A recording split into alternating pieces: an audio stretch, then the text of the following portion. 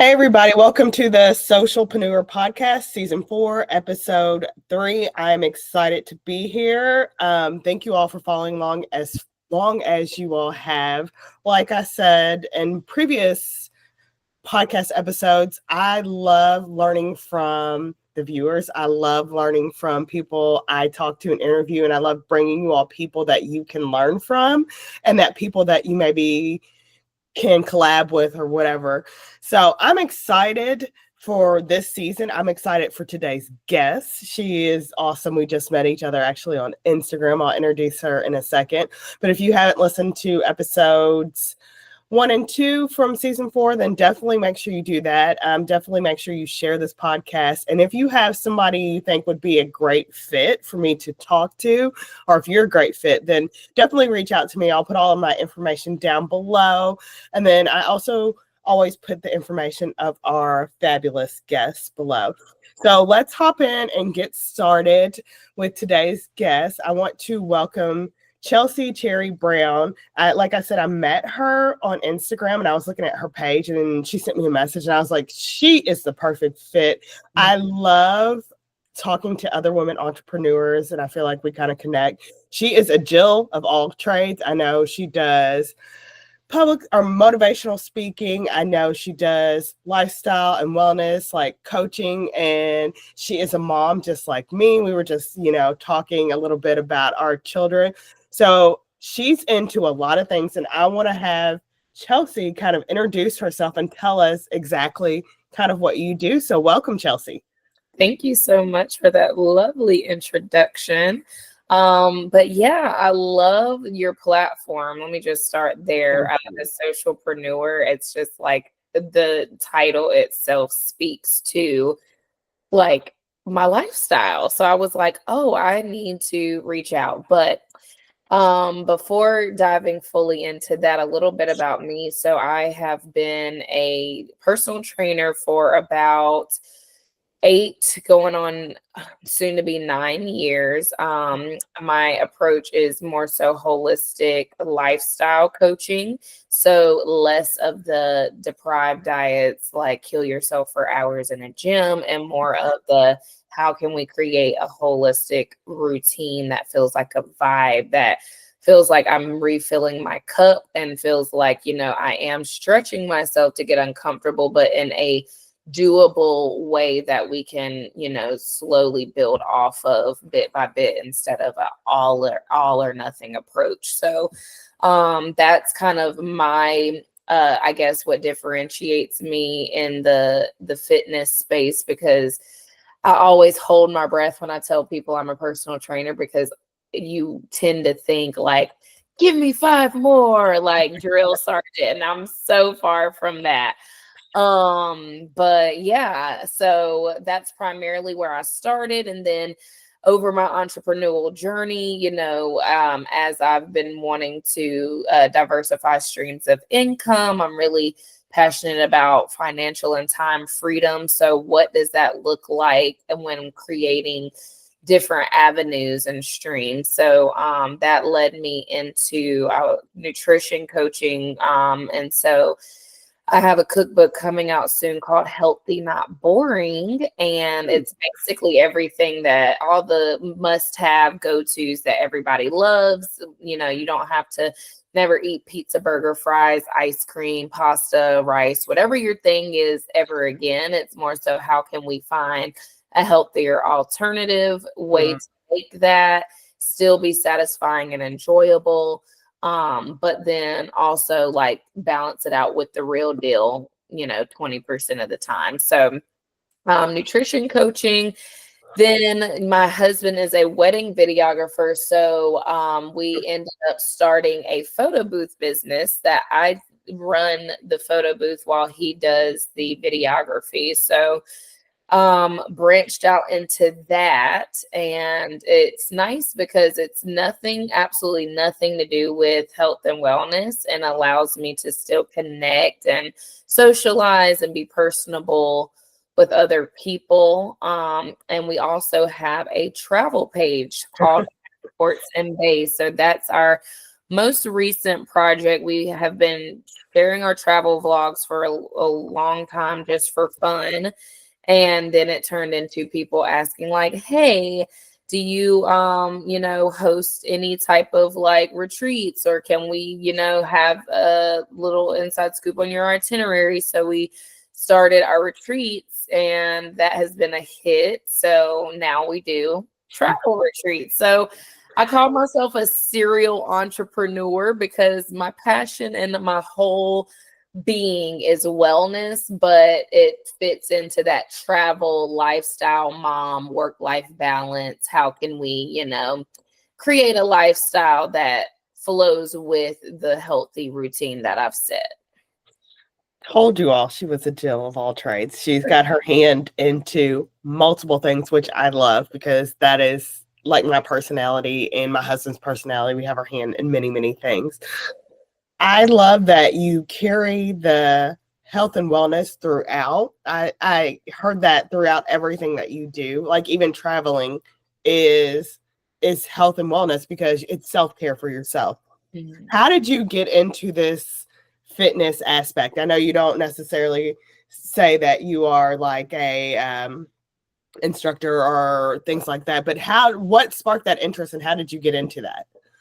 Yes, so it's interesting because those that have known me for whenever I first started this journey in health and wellness, it was very much so tell God what you're not gonna do and then see how funny that plays out. So, as a believer, I'm like, okay, Lord, what is my life assignment? Where do you take it? And so my background is in psychology and communication. So I went to school for that thinking I was going to either one of two things. My creative brain was like, oh, I love creating advertisement commercials. So the psychology behind why people buy what they do based on the commercial. So like the creative side where communications and psychology meet. And then I was like, or I really love helping people and people naturally gravitate to me. So maybe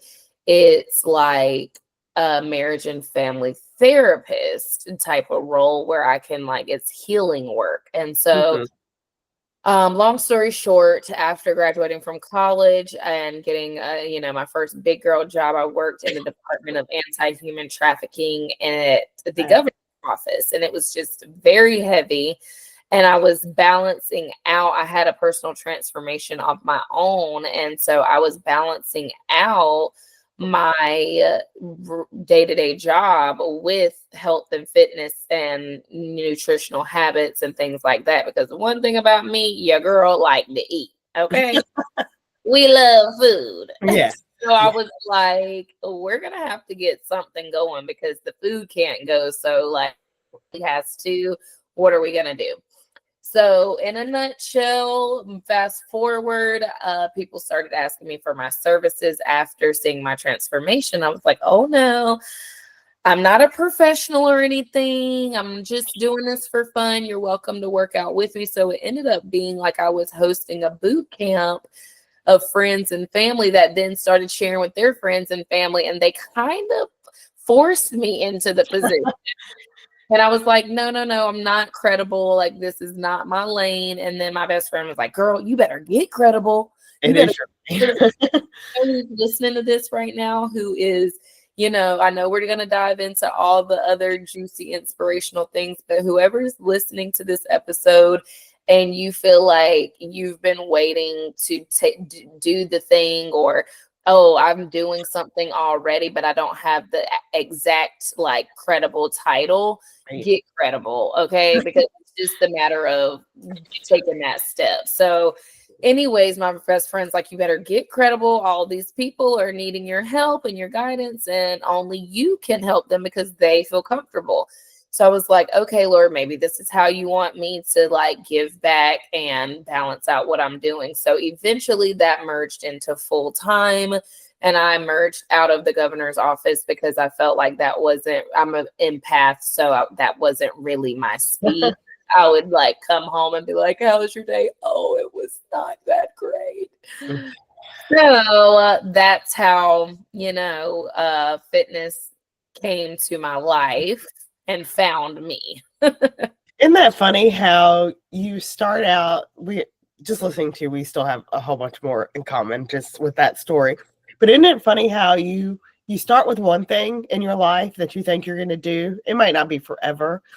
And then something else like finds you, and that's what you end up doing. Like what I do, social media management and things like that. That's not what my background is in. I kind of fell into that. Right. I had my degrees in family studies. I have a master's in social work. So I totally get when you were talking about that. And it's also draining to see children and other people in that situation. So you need something to lift you up. So for you, it probably was fitness, and that turned into another passion in your life where you're helping other people, which I love. It's some people not come in this world knowing what they want to do, but some people know what they want to do from a small age, and they do it, and that's great. And then some people kind of think they know what they want to do and fall into something else. Absolutely. Anyway, so how did that segue into, so your fitness and your motivation, how did that segue into become a motivational speaker? And I can see how it probably segued into the nutrition, and you can talk about that because fitness and nutrition go hand in hand. For sure. So the motivational speaking came in place because with my health and fitness brand, it's called Triple Threat Lifestyle. So the 3 is like my favorite lucky number. So triple focuses on 3 main components: the mindset coaching approach to fitness and nutrition holistically, and how all 3 areas, the mindset, the fitness, and nutrition holistically are equal.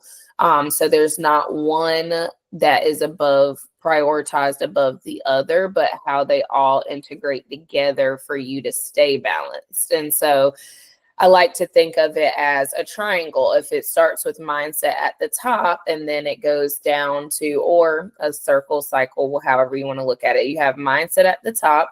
And then let's say you're overwhelmed, you're stressed, have so many things to do. The typical day-to-day person that has all the adulting things to juggle, and finding time to prioritize their well-being in the midst of that is like rocket science, because it's like there's only so much time in a day. So how do I normalize this? So if you're already, overwhelmed, if you're stressed out, if you're busy, if you're anxious, depressed, if you're unsure, because confused minds take no action, you have all of these mindset things going on that lots of people have experienced, or maybe you're frustrated, or maybe you feel like you're, defeated because you've tried so many things and it just never works and you can never stick to it. So that all goes into mindset that then affects how you nourish your body or the food choices that you make. So either you binge out because you need something to make you feel good in that moment, or maybe you're skipping meals because you are doing so many things that you're not thinking about fueling yourself. So then that poor nutritional choice stemming from the mindset then leads to an inaction of either not working out or being too sluggish to really give your workout your all. So then that affects your mindset because you're not releasing the dopamine and the serotonin that gives you your happy mood factor boost to make you feel good. Which, I say there's this quote out there that that exercise is the most underutilized antidepressant, and it's free. So that connection between fitness and mindset, that psychology piece, and then the nutritional piece of, okay, well, if my mindset is out of whack, then I'm going to make a poor nutrition choice. If my nutrition choice is poor, then my fitness choice is going to be poor. If that's poor, then it's going to affect my mindset, and then it's just a cycle. So that is the 3 things that really made me want to start speaking out and sharing more about defeating these myths that are in this industry where people think you have to, nothing, no shame on whatever your preference is. But if you feel like you're on this deprived diet and you can't have this or you can't have that, or you're feeling like you're at a social gathering and everybody else is enjoying and you're like, sorry, I can't, I'm on a diet, like that's just not sustainable. Right. It doesn't make you feel good. It doesn't develop a healthy relationship with food and your mindset. And so ultimately, I felt like there is a need, especially in the Black community, where we need to normalize healthy habits as a way of life and not a checklist chore that we have to do. So that's where the speaking came into play, because of the mindset piece that I feel has been missing in this whole equation. Right. I feel like you said, everything is so connected. So if you're out of whack in one aspect of your life, it's going to carry over to other aspects of your life.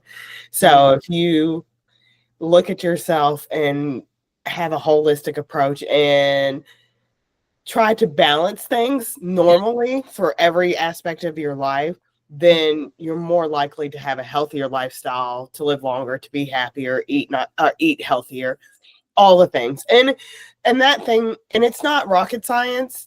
It's stuff that we know, but we need to be told again and again and reminding. And I feel like that's what you do, is to remind people that, you got to take care of yourself. And this is how you should do it. And I see that kind of throughout your social media and things like that. And so, speaking of social media, how do you use social media throughout your business to get your message out there and to get your services out there? Yeah, so social media is I would say 50% of how I get my message out there. I do still believe heavy in offline marketing, and then continuing those connections online. But then also utilizing social media to reach people that I may not ever meet offline, that may be in a different area. So how me and you connected, like, it's, especially as moms, it's like it can be so hard just to get out the house. And it's like, if I can like still be productive and make a connection online, I'm not opposed to it for sure. So in terms of how do I utilize social media, I really try to lean into it as a tool to one, share my creative authentic self. So in a way where it's like, okay, every reels are a thing now, or whatever the new algorithm thing is, it's like, okay, that's going to ever change, and the algorithm or the social media platform is going to always try to add something new that will then be the trend or whatever. But in the mix of social media changing their guidelines or their offerings, it's like, how can you remain consistent to your message, but in a way that is, evolving with the times? So I try to use social media in a way to spotlight my creativity, because, there's so many things that are rinse and repeat over saturation. So how can I share that is in my own authentic way? And then two, I like to use social media as a form of either connection or follow-up, because people tend to check that sometimes more than they do other platforms, whether it be their email or their text or whatever. Right. So some my online membership is actually housed through Facebook, because it used to be on a separate platform, but people were just always checking the group more than doing the workouts on the platform. So I was like, well, why am I paying for a platform? I can just, move everything over to Facebook. Right. So I've utilized what people are already gravitating to, natural flow of a lifestyle, to integrate some of the suggestions or some of the, if people are like, hey, I'm looking for, some people may not be, in a space where they're actively, quote unquote, ready. And I say there's never a ready time, but, ready to start with the trainer, but they want to like try something. So maybe, they come to my social media for a recipe, or maybe it's for a workout, or maybe it's for, some mindfulness journaling tips, or ways that they can structure flow over force into their lifestyle by their mindset management routine. So I really try to get creative with using the features that social media offers while still staying true to the message that I have in an original way. It's awesome that we have these tools to use through social media, but yet you touched on something that people also need to know. As much as I use social media, and probably as much as you do, there still needs to be some kind of personal connection and networking offline to still get people, one, into your group, into your business, but also just to be real and authentic with people one-on-one, because sometimes social media doesn't always project that. So I'm glad that you mentioned that me and my husband went to a networking thing last night. That is still important. It's always going to be important. It's always going to be there as long as social media is here too. Absolutely. So let's talk about travel. I love traveling. I'm leaving to go somewhere tomorrow. So how did you get into this whole just documenting the travels and people wanting to know about your travels and then hosting these retreats? Oh, I love the questions. The travel has always been something that was on my like vision board, like growing up. I would say I never did vision boards growing up, but I would say like in college is when I really started thinking about my future. Because, when you're young, it's the future, Right. You're like right now. Time. So anyways, once I got to a place where I actually started considering what do I want in my future, I always knew that like spontaneity, adventure, new experiences, culture, different types of food, different languages, different ways of life has always been really intriguing to me. So I knew I wanted to travel the world. I just was like, well, I'm not sure on what budget, not sure what that looks like yet, but I know I want to travel. So that went on the vision board, and it's like not to be too cliche or anything, but it was basically one of those things where I was like, oh, it may or may not happen. It's on the vision board, but I don't know. And so I didn't have very much experience with how to actually activate the power behind what you're putting on your vision board. And it started kind of coming into fruition after I realized like, okay, where your attention goes, energy flows. And so I'm focusing on seeing this. And one day something just hit me, and I'm just laying in my bed in my dorm, and I see this picture of where I wanted to a couple places I want to travel. And I'm like, let me just look up flights just to see how much I need to prepare for, which is now my toxic trait. Just see what the flight is like. And when are they available? Right. So I was like, let me go all the way up into the booking point of like literally until I can't, like to the last screen of having to pay for the flight, so I can get the feeling of getting prepared to go on this trip.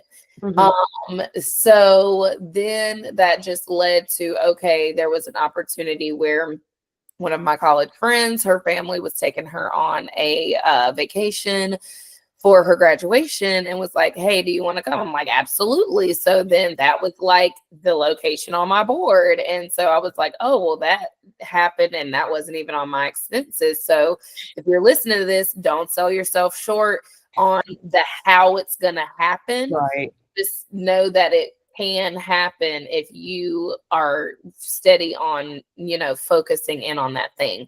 But anyways, so that kind of propelled me into saving my money. I've always had a babysitting business. So I feel like I've been an entrepreneur before I even knew what it was. Right, before I even knew what it was. So I was babysitting all through high school, all through college, and I was just saving.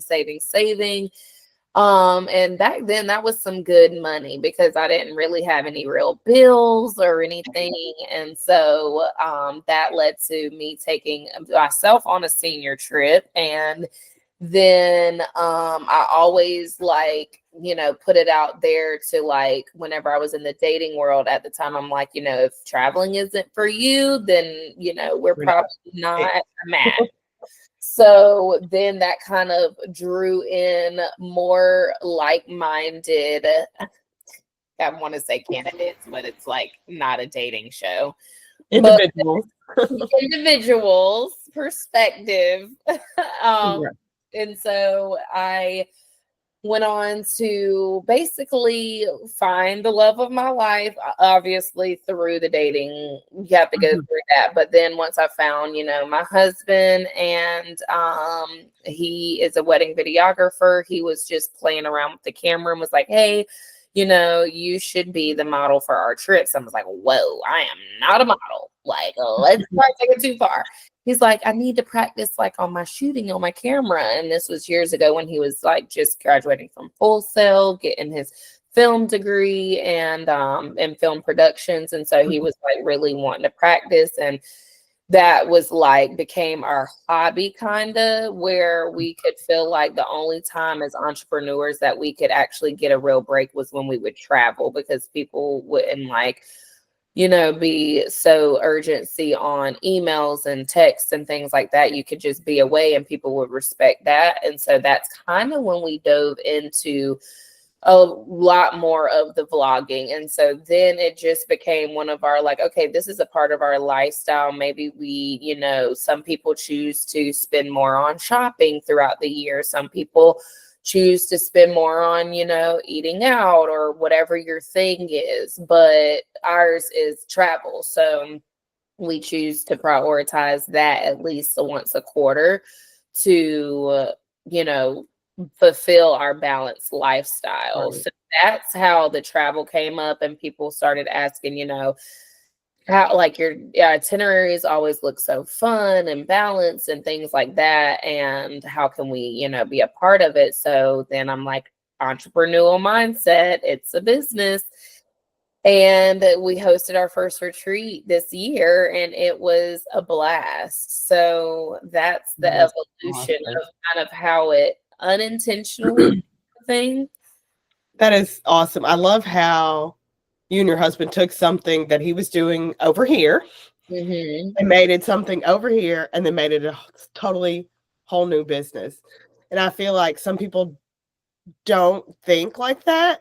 And that might be the entrepreneur mindset that you're talking about. So I wanted to just point that out to people. Think about things that you're doing already in your life that you may be able to capitalize on or monetize for something else.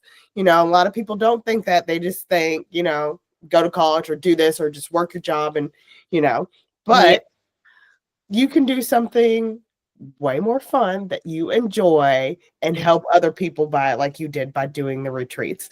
So what is your favorite place that you've traveled? Ooh, that's a really tough question, because I feel like every single location has had I would like to say an experience of its own. So it really would depend on kind of if I was giving somebody this is a must go place, I would say, man, what a hard question. I would first give suggestions based off of what vibe they're looking for. Right. So I would say, but my top overall, where I felt like it was just a completely unlike any other experience, is probably Dubai. Okay. Or Guatemala.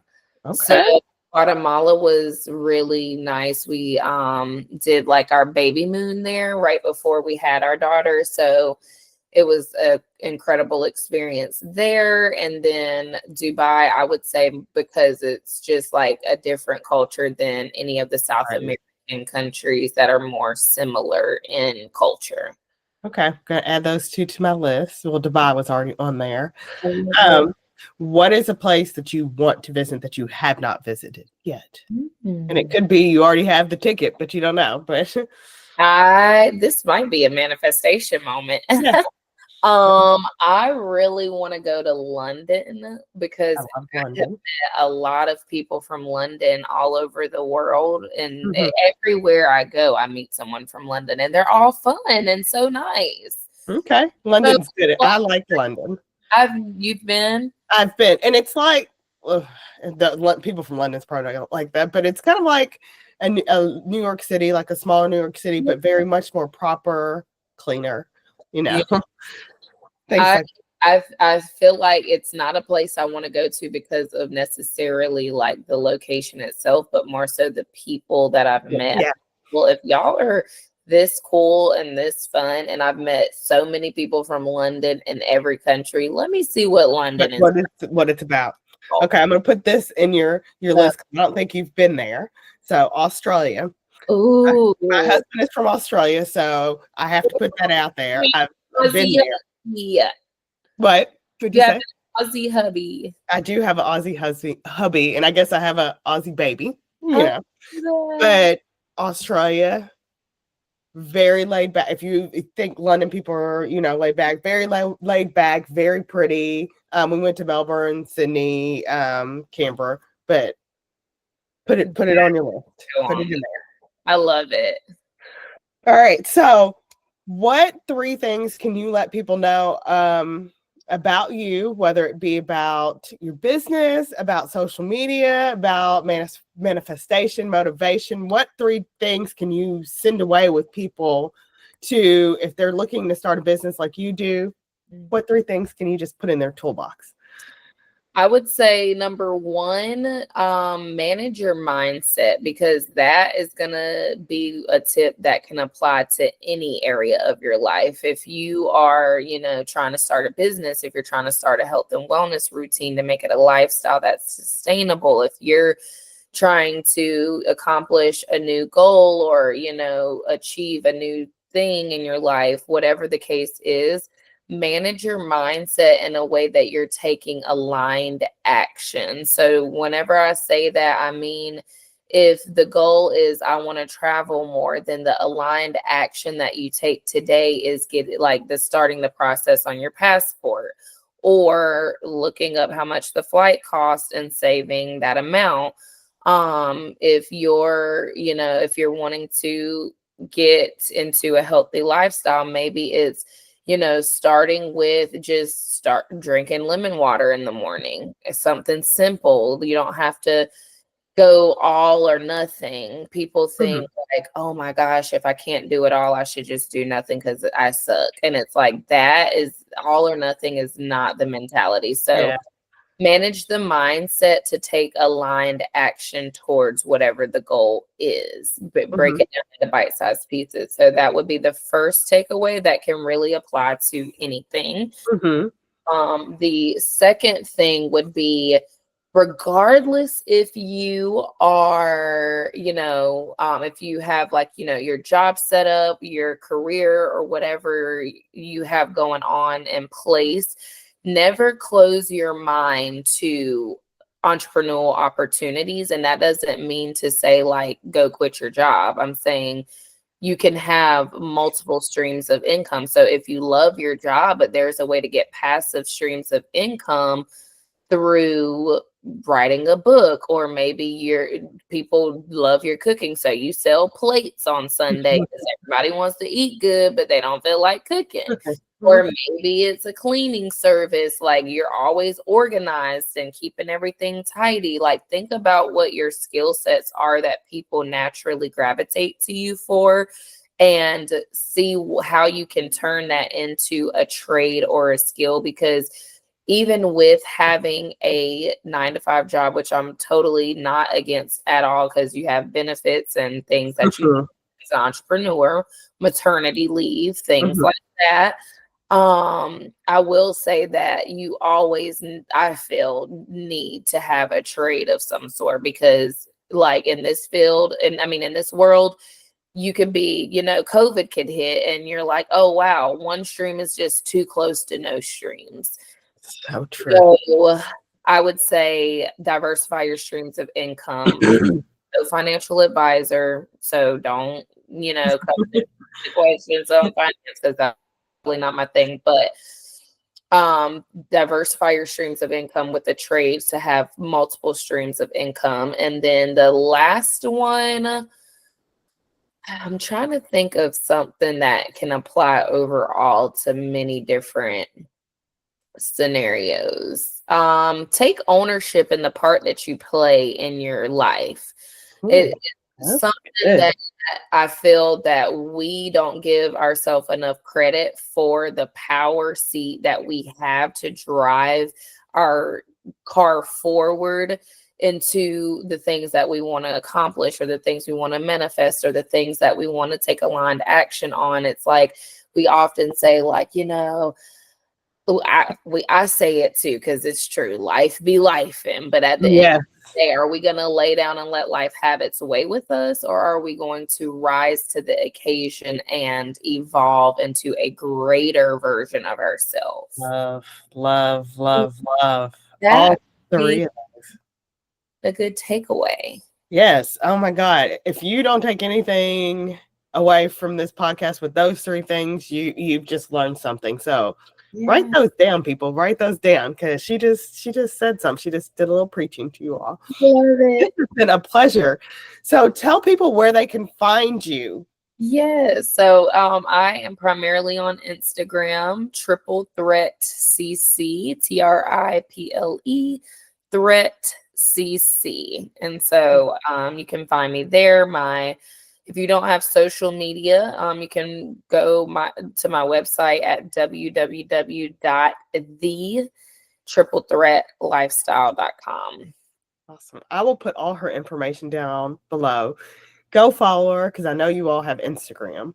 I mean, most people have Instagram. Maybe not everybody, but make sure you all give her a follow. Make sure you all share this podcast, because I think it can help other people. And that's what my plan for this is, to bring people like you on, Chelsea, to, help other people, one, live out their dreams, help other people get to where they want to go and manifest things, and then to get out of their rut. Because there's a lot of people that are stuck in what they're stuck in, and they just need to hear this motivation and how other women have done this. So absolutely. You got this. Whoever's listening, you can do it. Just set your mind to it. And I did not mean for that to rhyme.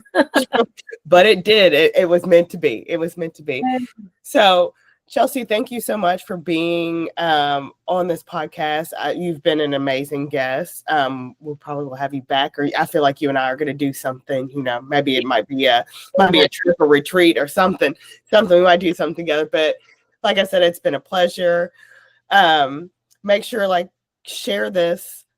We want people we're here to motivate people. We're here to get people, going on that entrepreneurship. And I feel that in my heart so much. So thank you all for listening. And we will see you back on the next episode of the SOCIALpreneur podcast. Yes. Bye. Bye.